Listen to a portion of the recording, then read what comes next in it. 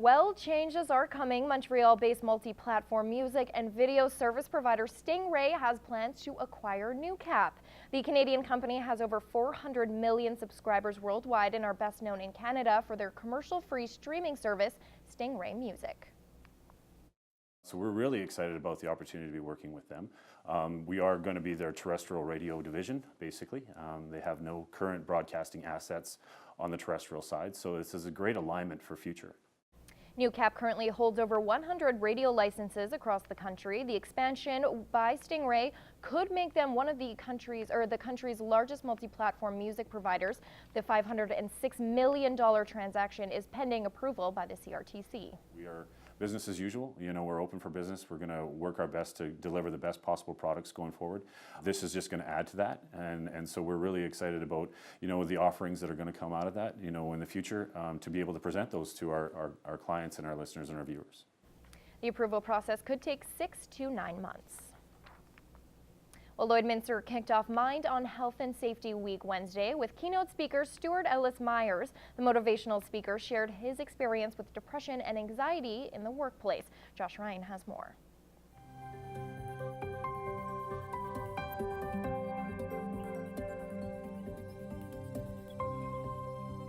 JJR, ready? City employees and other local residents got a lesson about mental health in the workplace, albeit in an unorthodox manner. You know something's wrong, but you don't know how to deal with it. That's where I sort of pop in. Ellis-Myers was diagnosed with Tourette syndrome at age 9. He uses his experiences of dealing with anxiety, depression, and suicidal thoughts to educate and help others.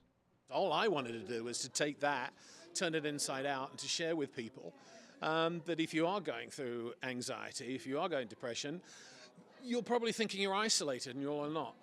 Something that's lost on many adults is the grip to which mental health conditions can have on your life. Whether they're at work, whether they're at home or at play, if you don't recognize mental health and put it out in the open and communicate it, it can totally devour you. What you're actually going through is a thought process which really is out of your control, and you need to go see someone. Ellis-Myers believes that along with communication, humor is key to dealing with anxiety and depression. Comedy is a wonderful way to sort of turn and sublimate pain and out-of-control issues into something else.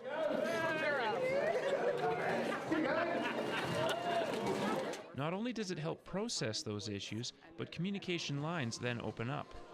By bringing it out in the open and bringing a sense of humor to it, people are more open to talk about it to their coworkers, to their neighbors. And when the stigma of mental health still gets in the way of that conversation, options like employee assistance programs are available. It's a place where you can go in secrecy, and they'll tell you exactly where you are, what's going on, and then you can go on and get treatment. Josh Ryan, Newcap News.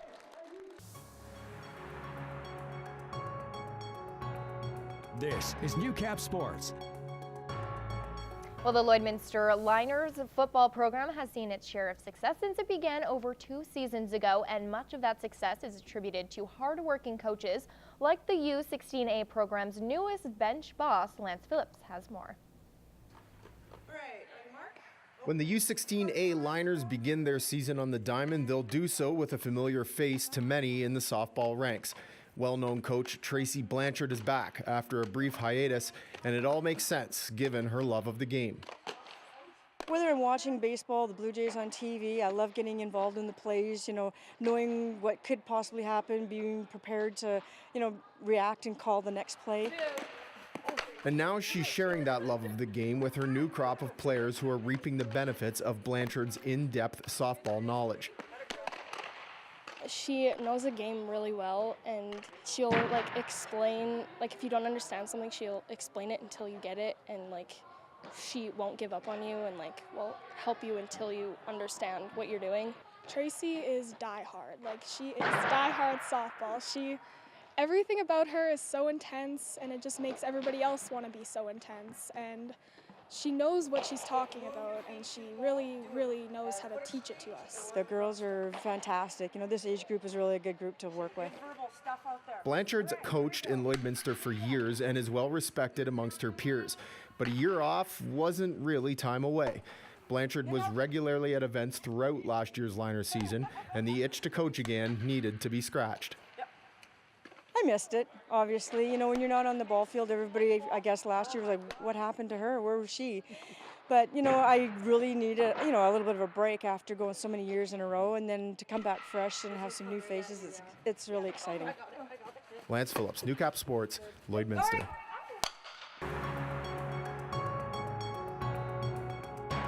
This is Newcap Weather with Gerard Lampa.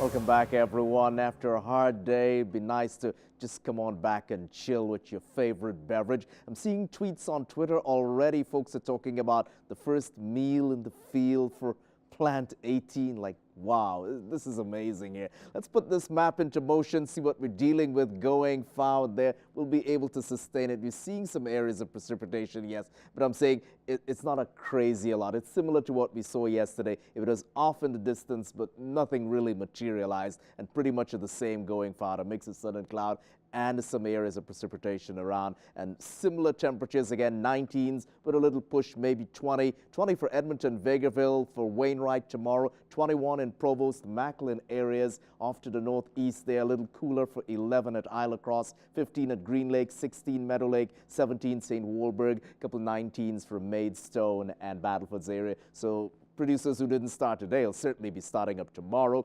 18, a mix of sun and cloud in Vancouver. 18 as well with similar skies in Edmonton. 5 in Whitehorse, 3 in Yellowknife, 20 in Regina, 21 in Winnipeg there. Let's head over to Toronto. Cooling off at 13, evening showers on the way. They haven't eased up yet. Light showers in Quebec for +5, 8 with showers in Halifax, -1 in St. John's, a foggy evening on the way, and light flurry activity in Iqaluit for their -8. Let's quickly return to the prairies here where it's all sunny at 19 in the Battlefords. Could see 5 in the early hours of the morning. Looking for 19 tomorrow as your daytime high. 16 and overcast in parts of the Lakeland region. 5 in the early hours of the morning and looking for 16 tomorrow. But with a little push, might even see 18 tomorrow as the daytime high in some parts of the Lakeland. 19 at the moment for Lloydminster and the Midwest region. We could see 5 in the early hours of the morning and looking for 19 tomorrow at the daytime high. We've seen those wind gusts pushing towards that 50k mark at the moment. It's rounding off at about 47 kilometers per hour. That pattern will continue tomorrow, probably around 35 to maybe 40 clicks there. But looking for 19, but with a little push, we can easily see 20. It's just that odd 20% chance maybe we'll pick up a light shower. It's around the region, but it's similar to what we saw yesterday. Looking off in the distance, we could see that there were light showers around. Nothing extravagant. 20-degree weather on the weekend, 21 Saturday, 25 Sunday, 21 Monday, 23 Tuesday, cooler on Wednesday for 14 and 19 next Thursday. Still the odd shower is around, but I'm saying overall, if you're going to make a push at it and get on outdoors with the chores, go right for it. Michaela, back to you for Agriculture News.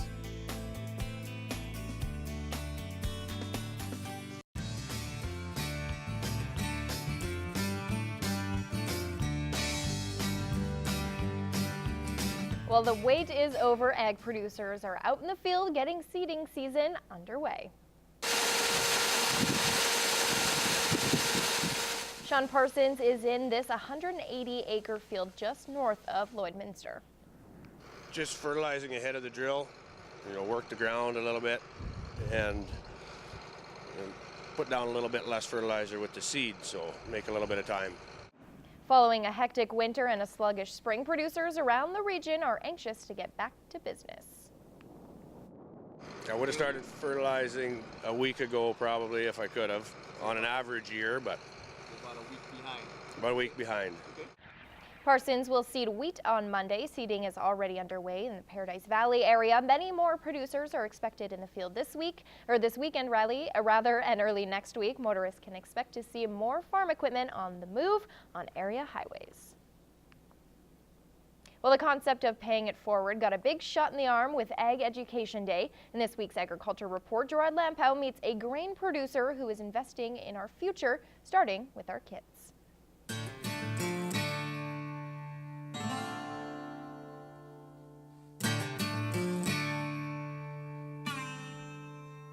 Area producers do a tremendous job growing the food we eat. But many kids may not realize how these grains make up their diet.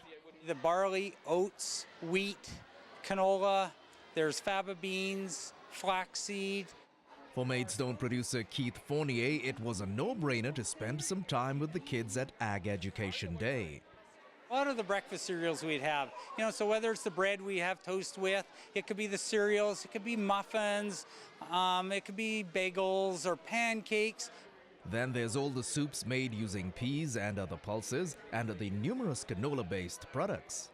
The reaction you always end up getting is they don't realize how many of the foods, what they're eating for breakfast or what they're eating for every meal is foods that are grown in the farms that are just right outside of their community that they're being raised in.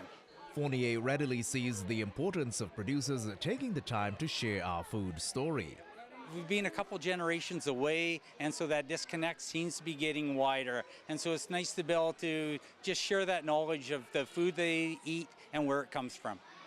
And to keep the food story flowing, producers are eyeing the next growing season. One of the big issues is still with the grain transportation. There's concerns that the grain will end up keeping moving, and we'll be able to get all of our products that we've grown from the previous year out of the bins and out of our yards before this year's crop ends up coming in. Gerard Lampow, Newcap News.